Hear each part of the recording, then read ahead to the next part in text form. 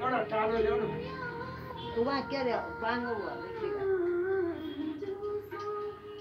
त्यहाँ बाहिरको एउटा टाढो ल्याउ न आमाले ल्याउनु लाइन भने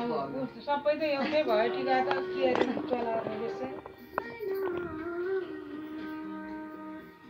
अलिक त्यो सामान एकछिन सुकाएर गरायो हुन्थ्यो पान चढाउनु पनि भयो हो कि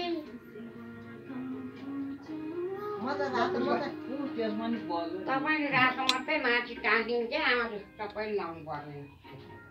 दिदी यसो लगाइदियो त जे लगाइदिने ल लगाइदियो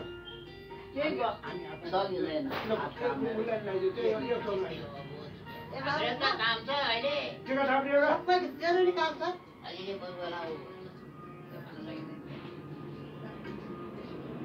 हात काम छ टिका लाउनु आफू पनि त्यो दिन एउटा त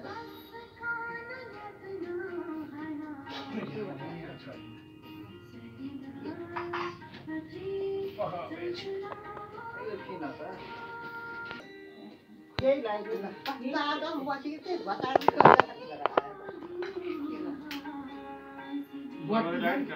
बोल्दैन के हो ओइ बस्न गर्नु पर्यो क्या अहिले खिच्न बोल्दैन त खोइ सबै खुदियो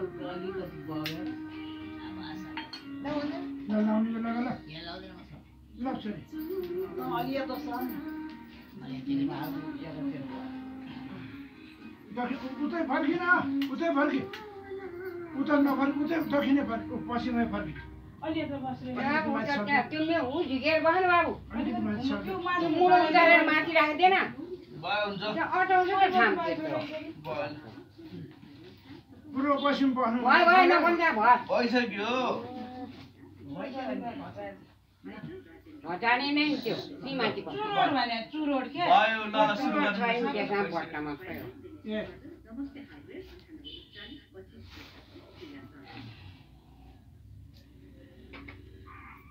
ऊ त्यो एउटा बने नि छोरी पर्दैन किन बाला पर्दैन भयो त्यो पर्दा सट्टै खोलेर आउँथ्यो नि भेडियो भयो हुन्छ मर्याएर भएपछि के आउँथ्यो कहाँको चाहिँ कुनै भन्ने त्यो खोइ भन्दै लाग्यो नि त टिका लगाइदिए यो त बसिसक्यो सबै बाँधिसक्यो अर्को टिका लगाइदिए नि ऊ यहाँ छ थाली दिए यो अलिक सुगर हुने होइन यसो आफैले निचार न यसो छेउमा निचार यो त छेउछेउको हुँदो रहेछ नि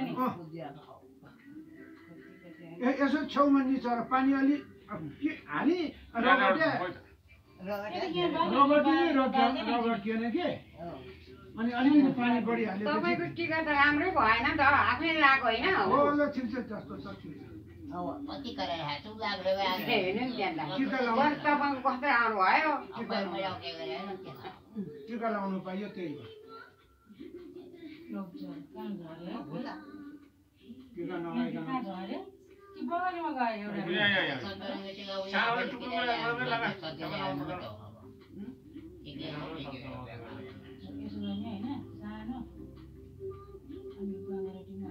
त्यो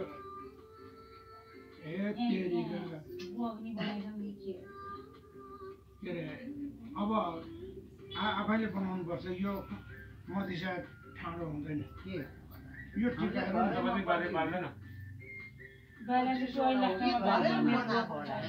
यो होइन टिका भने अबिर केसरी यताउता बनाएर काम गर्नु इँटा गुइले छ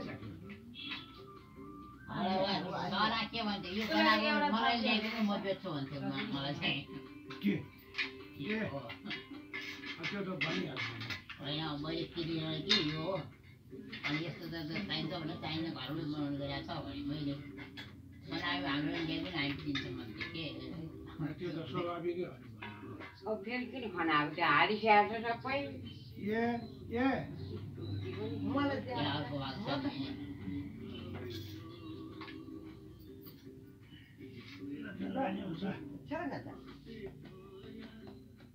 यति यो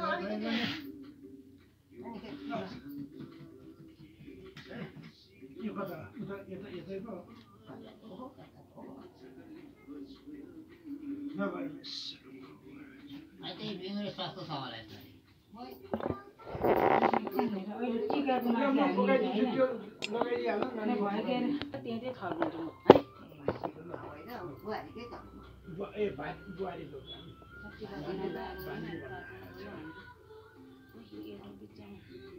भानिहरूको आँखा नभ्याउने होला त्यही टिका लगाउन पाइने यही ठुलो छ होइन नानी त्यसलाई तेरो बहिनी पनि पानी आइरहेको छ भने चल्लोको डबलै नै त्यसै गरे भइहाल्छ घरमै चलाएको बाँधेको छु छ ए बुहारी यही काम ठुलै छ बहिनी जत्रै हो ए त्यो नानी त्यो भाइ हेर्नु बस्यो के खै यो हो भइसक्यो त उसको कान्छी बहिनीको छोरी क्या पढ्न बसेकी एकदिन पखै एउटा कुन यो पढ्दै रहन्छ ल लस्करै भयो ल रात त लगाएको छैन नि आमा चाहिँ किन उठिहाल्यो मुस्नु पर्छ अब यो टिका मुसेपछि अनि यो माथिबाट लाउने रहेछ यो है पछि बाल्ने कि पछि बाल्ने हो बेचिन्छ बिर्से बाँधिने नि अब तपाईँको ऐना ती छ त लाउनु नि एकचोटि लगाएको बिग्रिएको छोडिदियो आफैले लाउँदा नि कस्तो नभयो भएछ अब माथि एउटा टाँस्यो भने हुन्छ पो अन्त लाउँदा एउटा माथि छ नि भाइ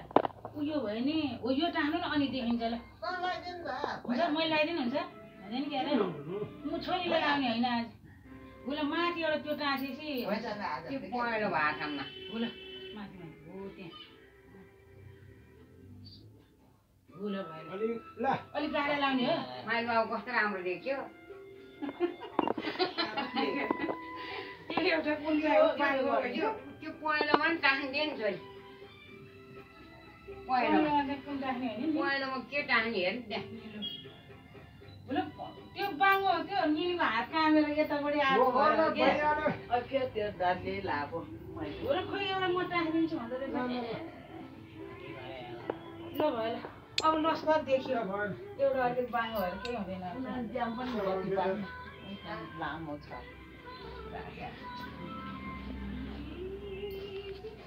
के राम कृष्ण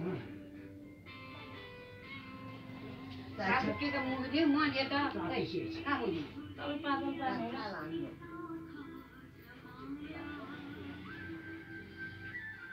त्यही रातो मात्रै टिपटिप लगायो नि हुन्छ तपाईँ बाल्ने आफै होइन तैँले समातेर मलाई ले अझै मैले हो दिदी सबैको ढुङ्गाको यो अझै त्यहाँ बिस्तारै थोरै दही हालेर मुसी हुन्छ है त्यहाँ गएर मेरो त घोडा दुख्ने होइन यो अलिकति उठ्यो भने पानी पर्ने निन्देश यो त के? दही अनि त्यसैको झिकेर अलिकति चम्चा कहाँ छ बरु?